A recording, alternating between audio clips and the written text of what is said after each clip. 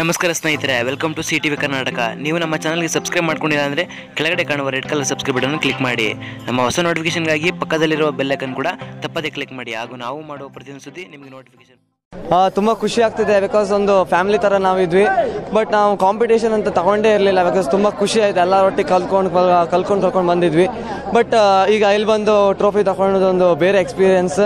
ತುಂಬ ಖುಷಿ ಪಡ್ತಿದ್ದೇನೆ. ಎಲ್ಲರೂ ಏನೋ ಒಂದು ಆಯ್ತು ಅಂತ ಅನಿಸ್ತಿತ್ತು. ಹಂಗೆ ಫ್ಯಾಮಿಲಿ ಸಪೋರ್ಟ್ ಬಂದುಬಿಟ್ಟು ತುಂಬ ಚೆನ್ನಾಗಿ ಬಂದಿತ್ತು. ನಾನು ಸ್ಟಾರ್ಟಿಂಗ್ ಲೈಕ್ ಕ್ಲಾಸಿಕಲ್ ಮಾತ್ರ ಹಾಡ್ತಿದ್ದೆ, ಇವಾಗ ಫಿಲ್ಮ್ ಸಾಂಗ್ಸ್ ಹಾಡ್ತಿದ್ದೆ. ಬಟ್ ಇಲ್ಲಿ ಬಂದು ಅಫಿಷಿಯಲ್ ಟ್ರೈನಿಂಗ್ ತೊಗೊಂಡು ಅದನ್ನು ಆದಷ್ಟು ಇಂಪ್ರೂವ್ ಮಾಡಿಕೊಂಡು ಈಗ ಇಲ್ಲಿ ತಲುಪಿ ಹಿಂಗೆ ಆಯಿತು.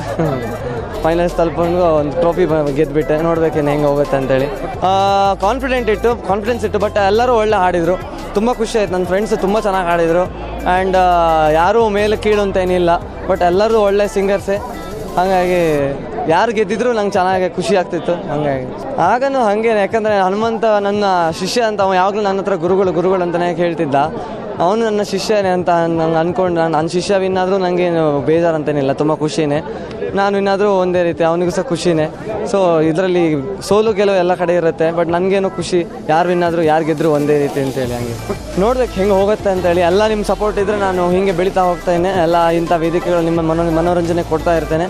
ಎಲ್ಲ ನಿಮ್ಮ ಸಪೋರ್ಟ್, ಎಲ್ಲ ನಿಮ್ಮ ಆಶೀರ್ವಾದ ಇದ್ದರೆ ತುಂಬ ಚೆನ್ನಾಗಿರುತ್ತೆ. ಆ್ಯಂಡ್ ಹೀಗೆ ಸಂಗೀತ ಕಂಟಿನ್ಯೂ ಮಾಡ್ತಾ ಇರ್ತೇನೆ. Thank you so much.